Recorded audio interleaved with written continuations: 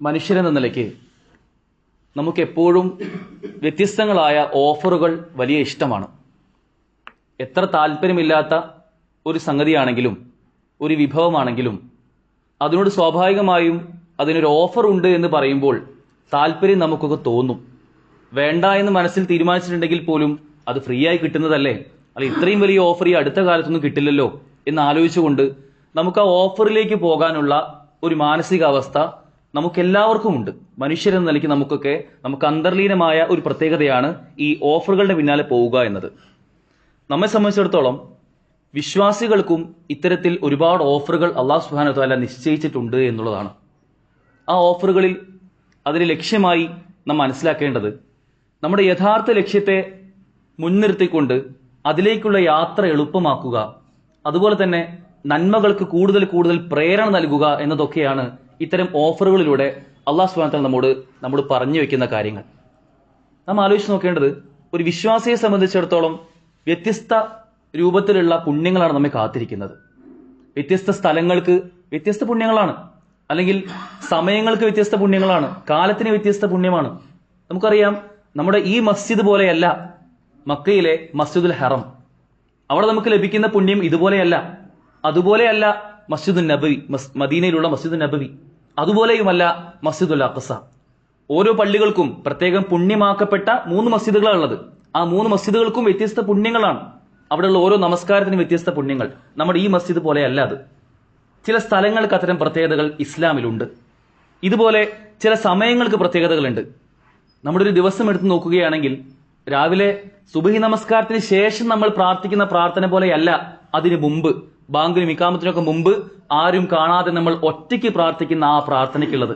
അതിന് വലിയ വലിയ പുണ്യം ഇസ്ലാം പറയുന്നുണ്ട്. അതുപോലെയല്ല നമുക്ക് മറ്റൊരു സമയത്ത് പ്രാർത്ഥനകൾക്ക് ഉത്തരം ലഭിക്കുന്ന സമയങ്ങൾക്കുള്ള അത്തരം പ്രത്യേകതകളല്ല അതല്ലാത്ത സമയങ്ങൾക്ക്. ഓരോ സമയത്തിനും ഇനി ദിവസങ്ങൾ നോക്കൂ നിങ്ങൾ. വെള്ളിയാഴ്ചയ്ക്ക് വലിയ പ്രത്യേകത ഉണ്ട്. ഈ വെള്ളിയാഴ്ചയുള്ള പ്രത്യേകത മറ്റൊരു ദിവസത്തിനുമില്ല. ഇങ്ങനെ ചില പ്രത്യേകതകൾ അതിന് കൽപ്പിച്ചിട്ടുണ്ട്. ഇതുപോലെ ചില മാസങ്ങൾക്കും പ്രത്യേകതകളുണ്ട്. കഴിഞ്ഞ ഖുതുബയിൽ നമ്മൾ കേട്ടു, ശഅബാൻ വലിയ പ്രത്യേകതകളുള്ള മാസമാണ്. എന്നാൽ ആ ശഅബാനേക്കാളും റജബിനേക്കാളും മറ്റേത് മാസങ്ങളെക്കാളും വലിയ പ്രത്യേകതയുള്ള ഒരു മാസം നമ്മിലേക്ക് കടന്നു വരികയാണ്. സഹോദരങ്ങളെ, വളരെ ഗൗരവത്തിൽ നമ്മൾ ആലോചിക്കണം. ഒരു റമളാൻ കൂടി ഇൻഷാ അല്ലാഹ് നമ്മളിലേക്ക് ഇങ്ങോട്ട് കടന്നു വരുന്ന ഒരു സാഹചര്യത്തിലാണ് നമ്മളെല്ലാവരും ഉള്ളത്. ആവശ്യമായ രൂപത്തിൽ ആ റമളാനെ, നേരത്തെ ഞാൻ പറഞ്ഞല്ലോ, ഒരുപാട് ഓഫറുകൾ നമ്മളെല്ലാവരും തേടി പോകാറുണ്ട്. നമ്മൾ തേടിപ്പോകേണ്ട സാഹചര്യമില്ലാതെ അല്ലാഹു സുബ്ഹാനഹു വ തആല നമുക്ക് ഇങ്ങോട്ട് കൊണ്ടുവന്നു തരുന്ന ചില ഓഫറുകളാണ് നമ്മെ കാത്തിരിക്കുന്നത്. കുറഞ്ഞ ദിവസങ്ങൾ, ഇൻഷാ അല്ലാഹ് 10-15 ദിവസങ്ങൾ കഴിഞ്ഞു കഴിഞ്ഞാൽ നമുക്ക് വരാനുള്ളത് പുണ്യങ്ങളുടെ പൂക്കാലമായ ഒരു മാസക്കാലമാണ്. ഒരു ദിവസമല്ല, ഒരു മാസക്കാലം. നമ്മൾ പലപ്പോഴും ആലോചിക്കാറുണ്ട്, എത്ര വേഗമാണ് ഈ സമയം പോകുന്നത്. സമയത്തിന്റെ ഒരു പോക്ക് എന്നുള്ളത് വളരെ വേഗത്തിലാണ്. എന്നപ്പോ കഴിഞ്ഞ റമളാനൊക്കെ കഴിഞ്ഞത്? നമ്മൾ പലപ്പോഴും പലരും അങ്ങോട്ടും ഇങ്ങോട്ടും സംസാരിക്കുന്ന ചില വർത്തമാനങ്ങളാണ്. കഴിഞ്ഞ റമളാൻ ഇന്നലെ കഴിഞ്ഞതുപോലെ തോന്നുന്നു. അല്ലെങ്കിൽ എത്ര വേഗമാണ് റമളാൻ കഴിഞ്ഞു പോയത്, അല്ലെങ്കിൽ കഴിഞ്ഞ വെള്ളിയാഴ്ചയിൽ നിന്ന് ഈ വെള്ളിയാഴ്ചയിലേക്ക് എത്ര പെട്ടെന്നാണ് ദിവസങ്ങൾ പോയത്, സമയങ്ങൾ പോയത് എന്ന് നമ്മളൊക്കെ ആലോചിക്കാറുണ്ട്. അത്ര വേഗത്തിൽ നമ്മുടെയൊക്കെ ആയുസ് കഴിഞ്ഞു പോകുന്നു എന്നത് ഒരു യാഥാർത്ഥ്യമാണ്. വെറും തുച്ഛമായ 60-70 വയസ്സ് മാത്രമാണ്, വർഷങ്ങൾ മാത്രമാണ് മനുഷ്യ സമൂഹത്തിന്റെ, പ്രവാചകൻ സല്ലല്ലാഹു അലൈഹി വസല്ലമയുടെ ഉമ്മത്തിന്റെ ആയുസ്സായിക്കൊണ്ട് നമ്മെ പഠിപ്പിച്ചിട്ടുള്ളത്. പ്രിയപ്പെട്ടവരെ, ആ 60 വയസ്സ് അല്ലെങ്കിൽ 70 വയസ്സ് എന്നുള്ളത് ആലോചിച്ച് നോക്കേണ്ടത്, അതിൽ എത്ര റമളാൻ നമുക്ക് കിട്ടും? അതിൽ എത്ര റമളാൻ ബുദ്ധിയോടെ ചിന്തിക്കുന്ന രൂപത്തിൽ നമുക്ക് കിട്ടും? അതിൽ എത്ര റമളാൻ ആരോഗ്യത്തോടെ നമുക്ക് കിട്ടും? നമ്മൾ ഗൗരവത്തിൽ ആലോചിച്ച് നോക്കണം. നമുക്കെല്ലാം ആരോഗ്യമുള്ള, ഇന്ന് ഈ സ്റ്റെപ്പ് കയറി വരെ നമുക്കൊന്നും വലിയ പ്രയാസം ഉണ്ടായിട്ടില്ല. നമുക്കെല്ലാം ആരോഗ്യമുണ്ട്, അൽഹംദുലില്ലാഹ്. ഇത്തരത്തിൽ ആരോഗ്യമുള്ള ഒരു റമളാൻ നമ്മെ കാത്തിരിക്കുന്നുണ്ട്. ആ റമളാനിന് വേണ്ടി ഏറ്റവും നന്നായി ചിന്തിക്കുന്ന, ആലോചിക്കുന്ന, പ്ലാൻ ചെയ്യുന്നവനാണ് യഥാർത്ഥ ബുദ്ധിമാൻ. അല്ലാഹു സുബ്ഹാനഹു വ തആല നമുക്ക് നൽകുന്ന ഈ ഓഫറുകളെ എങ്ങനെയാണ് ഇൻഷാ അല്ലാഹ് ഞാനത് ഏറ്റവും ഫലവത്തായിട്ട് അതിന്റെ 100% ഞാൻ എടുക്കുക എന്ന് ചിന്തിക്കുന്നവനല്ലേ യഥാർത്ഥ ബുദ്ധിമാൻ. ആ ബുദ്ധിമാന്മാരുടെ കൂട്ടത്തിൽ നമുക്ക് ഏവർക്കും ഉൾപ്പെടാൻ സാധിക്കേണ്ടതുണ്ട്. പരിശുദ്ധ ഖുർആനിൽ കാണാൻ സാധിക്കും, യാ അയ്യുഹല്ലദീന ആമനുത്തഖുല്ലാഹ് വൽതൻദുർ നഫ്സും മാ ഖദ്ദമത് ലിഗദിൻ വത്തഖുല്ലാഹ് ഇന്നല്ലാഹ ഖബീറും ബിമാ തഅമലൂൻ. യാ അയ്യുഹല്ലദീന ആമനു, അല്ലയോ സത്യവിശ്വാസികളെ എന്ന് പറഞ്ഞ് അല്ലാഹു സുബ്ഹാനഹു വ തആല പറയുകയാണ്, ഇത്തഖുല്ലാഹ്, നിങ്ങൾ അല്ലാഹുവിനെ സൂക്ഷിക്കണം കേട്ടോ. വൽതൻദുർ നഫ്സും മാ ഖദ്ദമത് ലിഗദിൻ, വൽതൻദുർ, എല്ലാവരും ആലോചിക്കട്ടെ. വൽതൻദുർ നഫ്സുൻ, എല്ലാ മനുഷ്യരും ആലോചിക്കട്ടെ. മാ ഖദ്ദമത് ലിഗദിൻ, നാളേക്ക് വേണ്ടി എന്ത് മുന്നൊരുക്കമാണ് ഓരോരുത്തരും ചെയ്തു വെച്ചിട്ടുള്ളത് എന്ന കാര്യം എല്ലാവരും ആലോചിക്കട്ടെ. ശേഷം വീണ്ടും അള്ളാഹു അതേ ആയത്തിൽ തന്നെ വത്തഖുല്ലാ, നിങ്ങൾ അള്ളാഹുവിനെ സൂക്ഷിക്കണം കേട്ടോ. അതാണ് നിങ്ങൾക്ക് ചെയ്യാനുള്ള, നാളേക്കായുള്ള മുന്നൊരുക്കമായി ചെയ്യാനുള്ള ഏറ്റവും പ്രധാനപ്പെട്ട കാര്യമെന്ന് അള്ളാഹു സുബ്ഹാനഹു വ തആല പറയുകയാണ്. ഇന്നല്ലാഹ ഖബീറും ബിമാ തഅമലൂൻ, നിങ്ങൾ ചെയ്യുന്ന കാര്യങ്ങളൊക്കെ ഉണ്ടല്ലോ അതൊക്കെ അള്ളാഹു സൂക്ഷ്മമായി നോക്കുന്നവനാകുന്നു, അറിയുന്നവനാകുന്നു എന്ന് നമ്മൾ മനസ്സിലാക്കേണ്ടതുണ്ട്. പ്രിയപ്പെട്ടവരെ, ഒരു റമദാൻ തൊട്ട് മുമ്പിൽ നിൽക്കുമ്പോൾ നാളേക്കായി എന്ത് ഒരുക്കി വെക്കപ്പെട്ടു എന്ന് നമ്മൾ സ്വയം ആലോചിച്ച് നോക്കേണ്ടതുണ്ട്. നമ്മുടെയൊക്കെ മനസ്സിലുണ്ടാവേണ്ട ചില ചിന്തകളുണ്ട്. അതല്ലാതെ ചില ആളുകളെങ്കിലും ഇപ്പോൾ ചിന്തിക്കുന്ന ഒരു ചിന്തയാണ്, അതിപ്പോ റമദാൻ അല്ലേ, കഴിഞ്ഞ കുറെ റമദാൻ കഴിഞ്ഞു പോയിട്ടുണ്ടല്ലോ എന്ന് ചിന്തിച്ചുകൊണ്ട് അതൊരു 10 അങ്ങനെ പോയാൽ മതി. എത്ര റമദാൻ കഴിഞ്ഞു പോയി, അന്നൊന്നും ഞാൻ മാറിയിട്ടില്ല, എന്നിട്ട് ഈ റമദാനപ്പം ഞാൻ മാറാൻ പോകുന്നത് എന്ന് ചിന്തിക്കുന്ന ചില ആളുകൾ.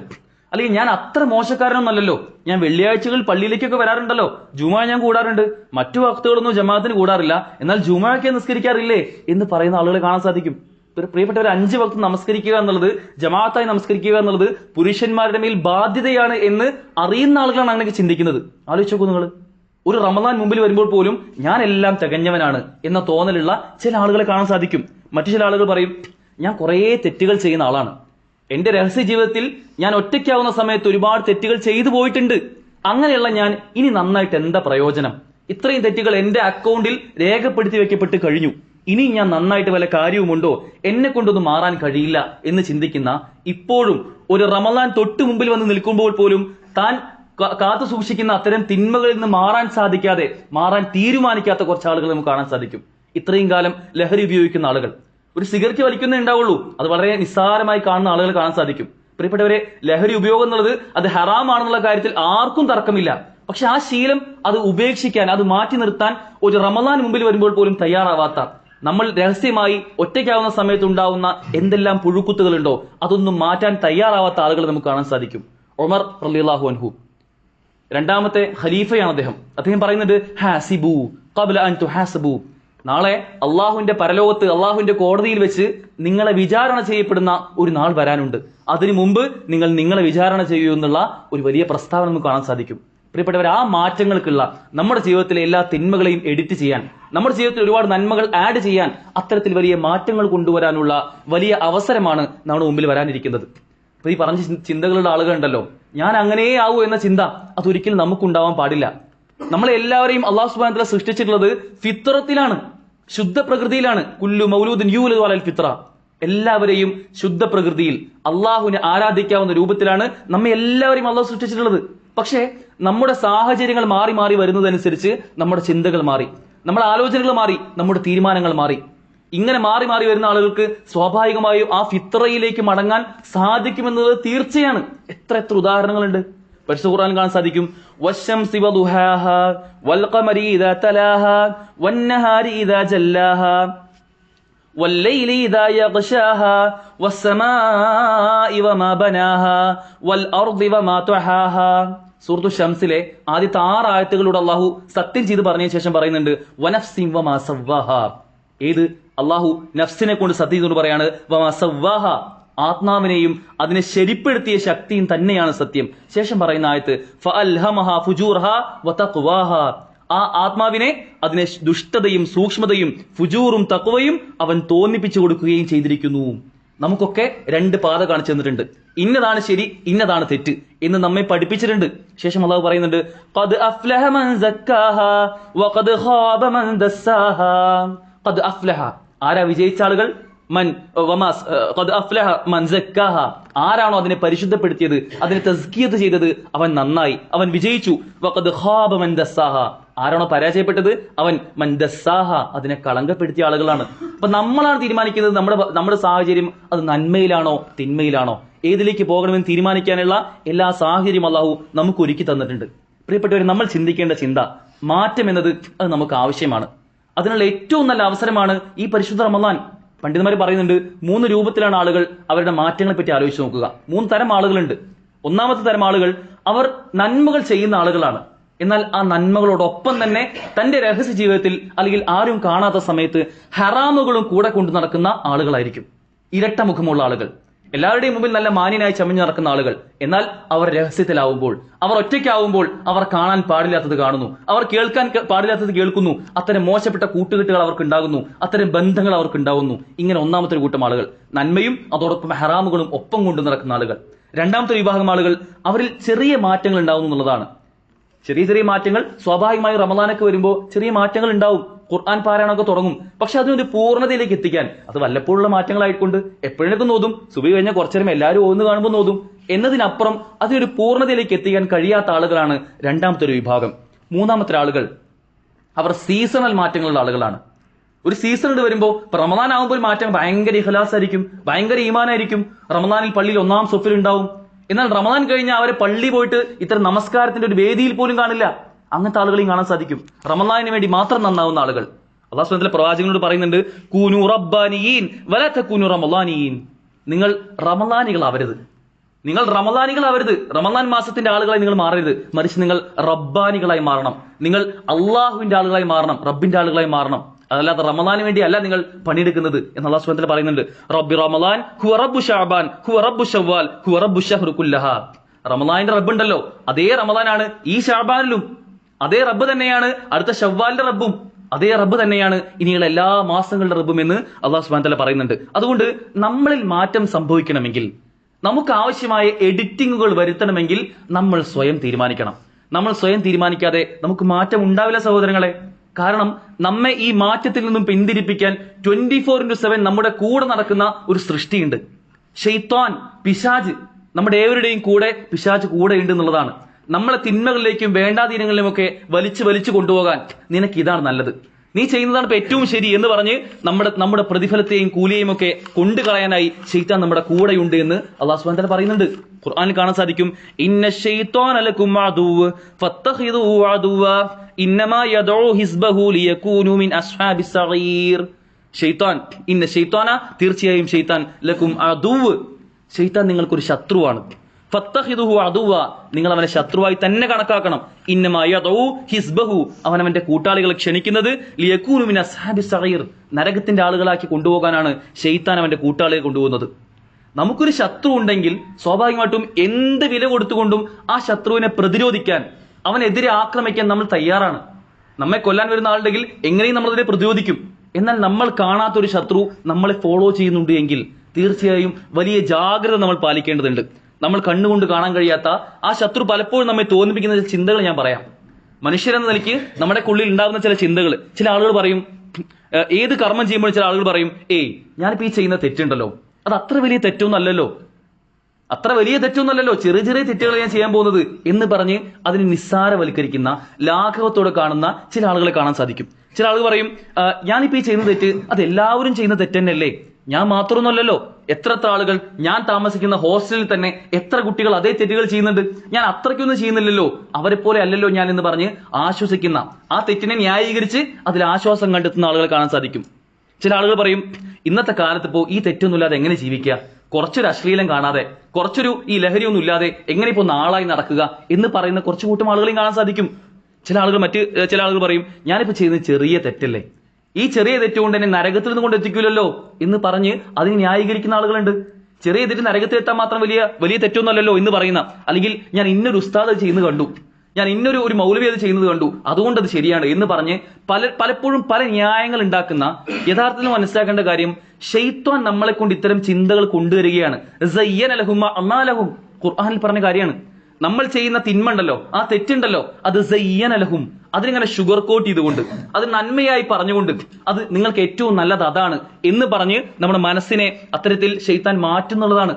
വലാ യഗുറന്നകും ബില്ലാഹിൽ ഗറൂർ, അല്ലാഹു സുബ്ഹാനഹു വ തആല പറയാണ്, നിങ്ങളെ വഞ്ചിക്കുന്ന, ചതിക്കുന്ന ആ ശൈത്താൻ, നിങ്ങൾ ഒരിക്കലും അവന്റെ പാതയിൽ പോകരുത് എന്നുള്ളതാണ്. പ്രിയപ്പെട്ടവരെ, പറഞ്ഞു വരുന്നത്, റമളാൻ ഒരു വലിയ അവസരമാണ്. റമളാനിൽ നമുക്ക് ഇത്തരത്തിലുള്ള എല്ലാ മാറ്റങ്ങളും നമ്മുടെ ജീവിതത്തെ ശുദ്ധമാക്കാനുള്ള എല്ലാ അവസരങ്ങളും നമ്മുടെ മുമ്പിലുണ്ട്.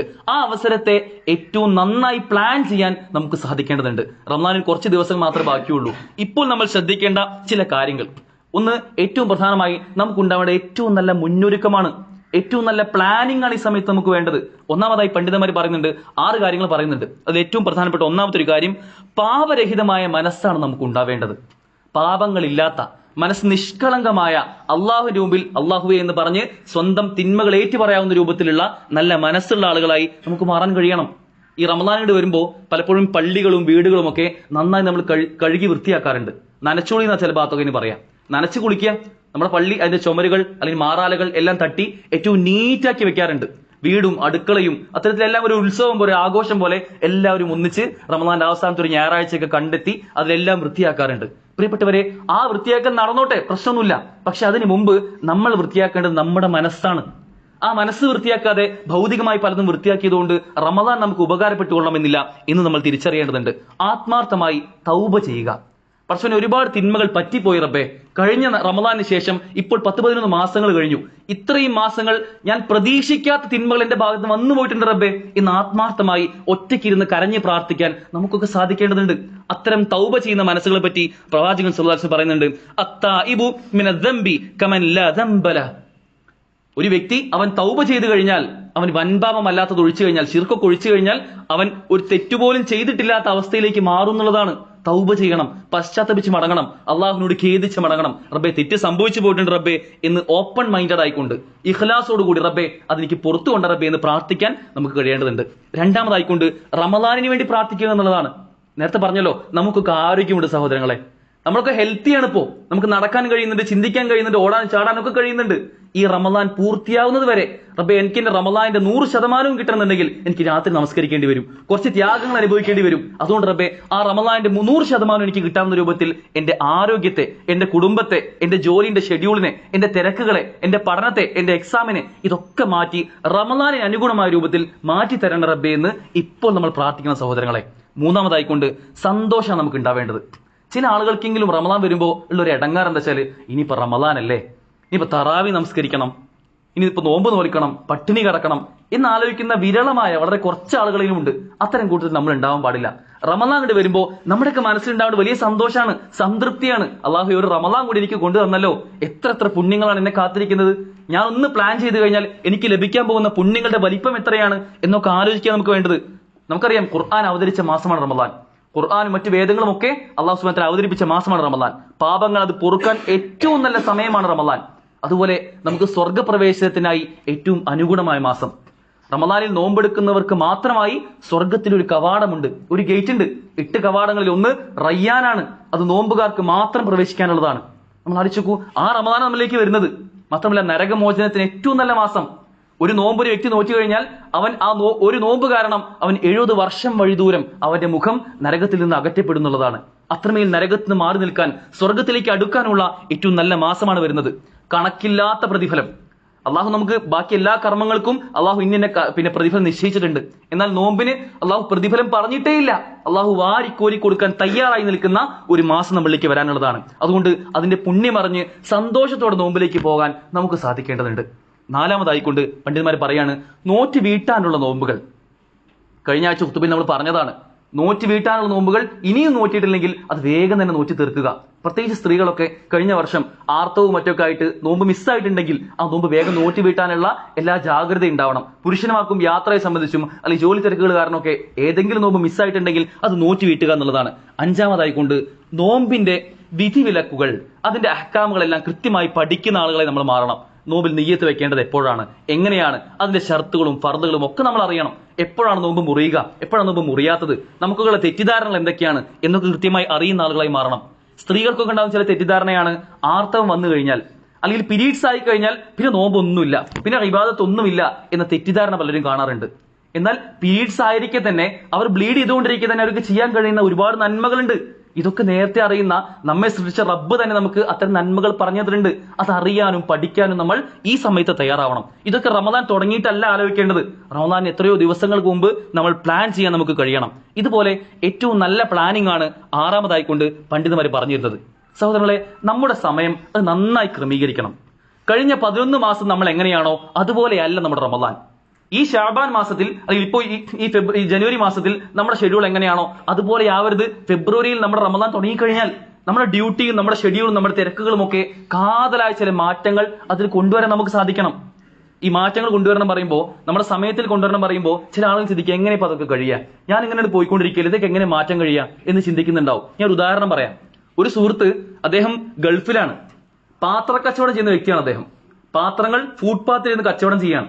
അദ്ദേഹത്തിന് നാട്ടിലേക്ക് വന്നാൽ അദ്ദേഹത്തിന് അറിയാം, അദ്ദേഹത്തിന്റെ ഭാര്യയും മക്കളും ഒക്കെ റമദാൻ ഏറ്റവും നന്നായി ആഗ്രഹിക്കുന്ന, ഒരുപാട് ഇബാദത്തുകൾ ചെയ്യാൻ ആഗ്രഹിക്കുന്ന വ്യക്തികളാണ്. പക്ഷെ അദ്ദേഹത്തിന്റെ കുടുംബത്തിന് അതിന് സാധിക്കില്ല. കാരണം അവരുടെ വീട് എന്നുള്ളത് ഒരു നാട്ടിൻ പുറത്ത് ഏറ്റവും ഉൾപ്രദേശത്താണ് അവരുടെ വീടുള്ളത്. അവർക്കൊരു സലഫി പള്ളിയിലേക്ക് വരണമെങ്കിൽ ആ ഉമ്മയ്ക്കും മക്കൾക്കും ഒക്കെ പള്ളിയിലേക്ക് വരണമെന്നുണ്ടെങ്കിൽ ഒരു ഓട്ടോ പിടിച്ച് എത്രയോ കിലോമീറ്റർ ദൂരം യാത്ര ചെയ്ത് വേണം പള്ളിയിലേക്ക് വരാൻ. അപ്പൊ അദ്ദേഹം ഉണ്ടെങ്കിലേ അവർക്ക് പള്ളിയിലേക്ക് പോകാൻ പറ്റൂ. ഇതറിയുന്ന ആ വ്യക്തി ചെയ്ത കാര്യം എന്താ പറയുക, അദ്ദേഹം തന്റെ പാത്ര കച്ചവടം ചെയ്യുന്ന ആ ഫുട്പാത്തിൽ ഇരുന്ന കച്ചവടം ഉണ്ടല്ലോ, അത് റമദാന് 2 മാസം മുമ്പ് അദ്ദേഹം ആ എക്സ്ട്രാ വർക്ക് ചെയ്യാൻ തുടങ്ങും. ഫുട്പാത്തിലുള്ള കച്ചവടത്തിന് പുറമെ അദ്ദേഹം അവിടെയുള്ള വീടുകളിലൊക്കെ കയറി ചെന്ന് പാത്രവുമായി ബന്ധപ്പെട്ട് നിങ്ങൾക്ക് ഇത് വേണോ എന്ന് ചോദിച്ച് കച്ചവടം ചെയ്യും. അദ്ദേഹം ഒരു പ്ലാൻ ഉണ്ടാക്കി. എന്തിനറിയോ, റമദാൻ വരുമ്പോൾ ഇൻഷാ അല്ലാഹ് ഞാൻ 1 മാസം ലീവാണ്, ഞാൻ നാട്ടിലേക്ക് പോകും. ഈ കഴിഞ്ഞ 2 മാസം ഞാൻ ചെയ്ത ഓവർ ടൈം വർക്ക് ഉണ്ടല്ലോ, അതിലൂടെ എനിക്ക് കിട്ടുന്ന ഈ നേട്ടം, സാമ്പത്തികമായി കിട്ടിയ ഈ ലാഭം ഇൻഷാ അല്ലാഹ് ഞാൻ റമദാനിലെ എന്റെ ഇബാദത്തുകൾക്ക് വേണ്ടി മാറ്റിവെക്കുമെന്ന് നേരത്തെ പ്ലാൻ ചെയ്ത വ്യക്തിയായിരുന്നു അദ്ദേഹം. ഒരു പാത്രക്കച്ചവടക്കാരന്റെ കാര്യം പറഞ്ഞത്.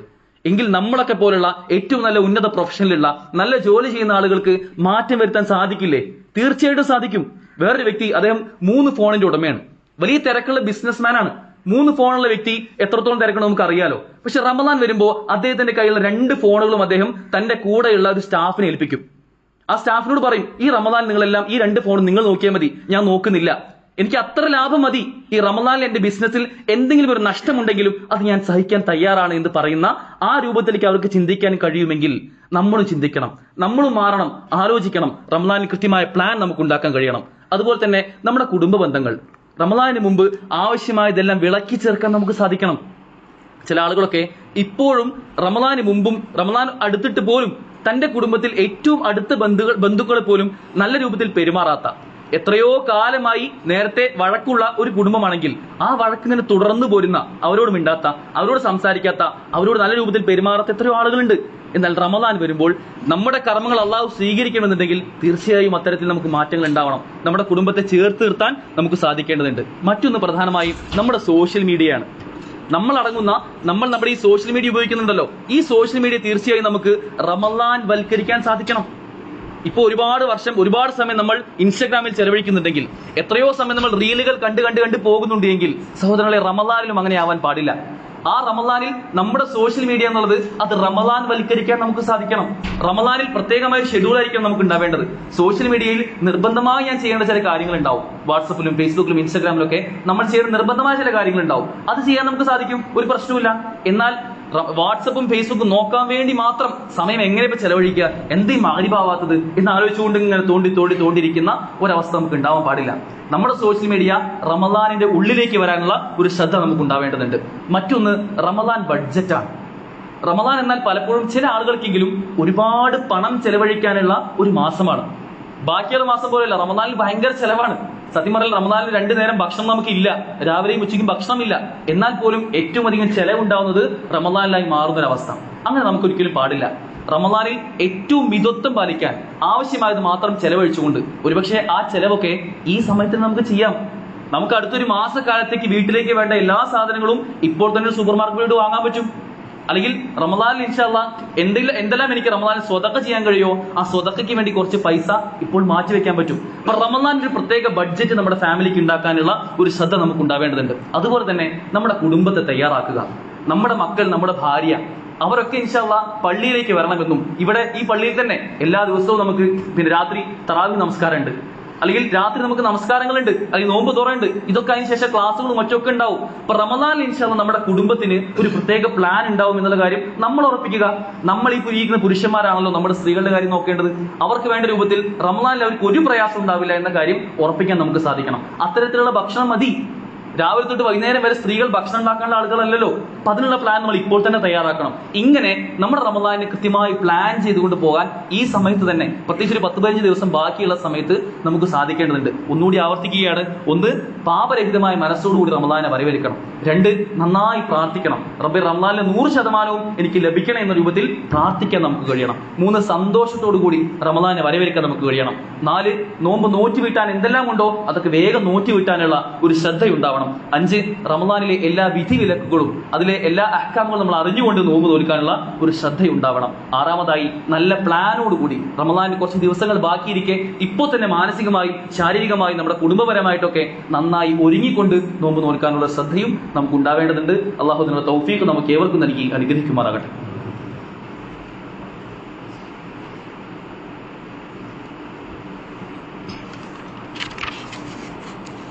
അൽഹംദുലില്ലാഹ് അസ്സലാത്തു വസ്സലാമു അലാ റസൂലില്ലാഹ് വഅലാ ആലിഹി വസഹബിഹി അജ്മഈൻ അമ്മാ ബഅദ്.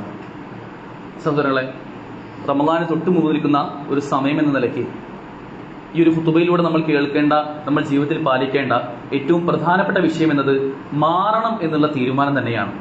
നമ്മുടെ ജീവിതത്തിൽ നമ്മൾ ആരും പെർഫെക്റ്റ് അല്ല. 100% പാപങ്ങളില്ലാത്ത ജീവിതമല്ല നമ്മൾ ജീവിക്കുന്നത്. അതുകൊണ്ട് തന്നെ ജീവിതത്തിൽ ഉണ്ടായിട്ടുള്ള കഴിഞ്ഞ 10-11 വർഷക്കാലം നമ്മൾ ചെയ്തു പോയിട്ടുള്ള എല്ലാ തെറ്റുകളിൽ നിന്നും വിട്ടു നിൽക്കാനും പുതിയ ചില നന്മകളിലേക്ക് തീരുമാനങ്ങൾ എടുക്കാനും നമുക്ക് സാധിക്കേണ്ടതുണ്ട്. എല്ലാ മെഷീനുകൾക്കും ഒരു സർവീസ് ഉണ്ടാവും, ഒരു മെയിൻ്റനൻസ് വർക്ക് നടത്തേണ്ടി വരും. അതുപോലെ നമ്മുടെ മനസ്സുകളെ ചില മെയിൻ്റനൻസ് വർക്കുകൾക്ക്, ചില സർവീസ് വർക്കുകൾക്ക് നമ്മൾ കയറ്റേണ്ട ഒരു സമയമാണ് റമദാൻ എന്ന രൂപത്തിൽ ഒരുങ്ങാൻ നമുക്ക് സാധിക്കണം. നമ്മൾ മാറാൻ തീരുമാനിച്ചിട്ടില്ല എങ്കിൽ ഈ റമദാൻ തൊട്ട് മുമ്പിൽ എത്തി നിൽക്കുന്ന സമയത്തും നമ്മൾ നമ്മുടെ ജീവിതത്തിൽ മാറണമെന്നുള്ള, അല്ലെങ്കിൽ ഒരുപാട് തിന്മകളുണ്ട് അതൊക്കെ ഒഴിവാക്കണമെന്ന് തീരുമാനിച്ചിട്ടില്ല എങ്കിൽ അതിന്റെ വലിയ ഭവിഷ്യത്തുകൾ, വലിയ അപകടങ്ങൾ നമ്മൾ എല്ലാവരും അനുഭവിക്കേണ്ടി വരും. ഒന്നാമത് നമ്മൾ മനസ്സിലാക്കേണ്ട കാര്യം, ഒരുപക്ഷെ ഇവിടെ നമ്മൾ മാറിയിട്ടില്ല എങ്കിൽ, ഇവിടെ നമ്മൾ ഏറ്റവും നല്ല രൂപത്തിൽ മാന്യനായി ജീവിച്ച് ഏറ്റവും ഉന്നത പ്രൊഫഷനൊക്കെ ഉള്ള, ഏറ്റവും നല്ല രൂപത്തിൽ വരുമാനമൊക്കെയുള്ള ആളുകളായി നമുക്ക് ജീവിക്കാം, മാന്യനായി ജീവിക്കാം. എന്നാൽ നാളെ പരലോകത്ത് അള്ളാഹുവിന്റെ കോടതിയിൽ നമ്മൾ ചെയ്യുന്ന ഓരോ ചെറിയ ചെറിയ ചെറിയ കർമ്മങ്ങളും അതാരും കണ്ടിട്ടുണ്ടാവില്ല. ഇരുട്ടിന്റെ മറവിൽ, രാത്രിയുടെ നിറവിൽ നമ്മൾ ഒറ്റയ്ക്ക് ചെയ്ത കർമ്മങ്ങളായിരിക്കും. എന്നാൽ അതുപോലും നാളെ അള്ളാഹുവിന്റെ കോടതിയിൽ എത്ര മിസ്കാല ദർറത്താണെങ്കിൽ പോലും അത് നാളെ വിചാരണ ചെയ്യപ്പെടും. അതെല്ലാം പുറത്തു കൊണ്ടുവരപ്പെടും എന്ന ബോധ്യം നമുക്കുണ്ടാവണം. റമദാൻ അത് മാറ്റാനുള്ള ഏറ്റവും നല്ല അവസരമാണ്. ഇനി നമ്മൾ മാറിയിട്ടില്ല എങ്കിൽ നമ്മുടെ തെറ്റുകൾ സ്വാഭാവികമായിട്ടും നമ്മളിൽ മാത്രം ഒതുങ്ങുന്നതല്ല. നമ്മൾ ചെയ്യുന്ന തെറ്റ് അത് നമ്മളിൽ മാത്രമല്ല ഉണ്ടാവുക. ഒരുപക്ഷെ നമ്മളൊരു ഉപ്പയാണെങ്കിൽ ആ ഉപ്പയെ കണ്ടു വളരുന്ന മക്കളുണ്ടാവും. ബാങ്ക് കൊടുത്ത് ഇഖാമത്തിന് കൊടുക്കുകയാണ്, ഉപ്പ വീട്ടിൽ ഫോൺ കളിച്ചിരിക്കുകയാണ്. എങ്കിലോ അത് കണ്ടു വളരുന്ന മക്കളെ എങ്ങനെ നമുക്ക് ഉപദേശിക്കാൻ കഴിയാം? മോനെ അത് ശരിയല്ല കേട്ടോ, ഇത് തെറ്റാണ് കേട്ടോ എന്ന് പറയണമെങ്കിൽ ഉപ്പ മാതൃകയാവണം, ഉമ്മ മാതൃകയായി കാണിച്ചു കൊടുക്കണം. അങ്ങനെ മാറാൻ നമുക്ക് സാധിക്കണം. ഇല്ലെങ്കിൽ ഈ പറഞ്ഞതുപോലെ നമ്മൾ ചെയ്യുന്ന തെറ്റിന്റെ അനന്തര ഫലങ്ങൾ, അതിന്റെ ഭവിഷ്യത്തുകൾ നമ്മുടെ കുടുംബവും നമ്മുടെ മക്കളും ഭാര്യയും ഒക്കെ അനുഭവിക്കേണ്ട അവസ്ഥ പലപ്പോഴും ഉണ്ടാവും. അല്ലെങ്കിൽ നാം ചെയ്യുന്ന തിന്മകൾ, അല്ലെങ്കിൽ നാം ചെയ്യുന്ന തെറ്റുകൾ, അതിന്റെ ഒരു ഭവിഷ്യത്ത് യഥാർത്ഥത്തിൽ നമ്മൾ തന്നെ ഏറ്റെടുക്കണം എന്നുള്ള കാര്യത്തിൽ ഒരു സംശയവുമില്ല. നമ്മൾ മരിക്കുന്ന സമയത്ത് സൂറത്തുൽ മുഅ്മിനൂടെ നമുക്ക് കാണാൻ സാധിക്കും, സൂറത്തുൽ മുനാഫിഖൂനൂടെ കാണാൻ സാധിക്കും, റബ്ബി ലൗലാ അഖർതനി ഇലാ അജലിൻ ഖരീബ്. റബ്ബേ, എനിക്ക് ഇത്തിരി സമയം, വളരെ കുറഞ്ഞൊരു സമയം എനിക്ക് നീട്ടിക്കൊണ്ടുവരും റബ്ബേ, ഒരു ഇത്തിരി എന്നെ എന്റെ മരണത്തിൽ നിന്നും പിന്തിപ്പിക്കണം റബ്ബേ എന്ന് മരണസമയത്ത് കരയുന്ന, തട്ടഹസിക്കുന്ന നമ്മുടെയൊക്കെ അവസ്ഥ ഖുർആനിലൂടെ പറയുന്നുണ്ട്. അതുകൊണ്ട് ആ ഒരു അവസ്ഥയിൽ ഒരിക്കലും നമുക്കറിയാം ഒരു നിമിഷം പോലും അള്ളാഹു നീട്ടി തരികയില്ല. ആ സമയത്ത് കരഞ്ഞ് വിലപിച്ചിട്ട് ഒരു കാര്യവുമില്ല.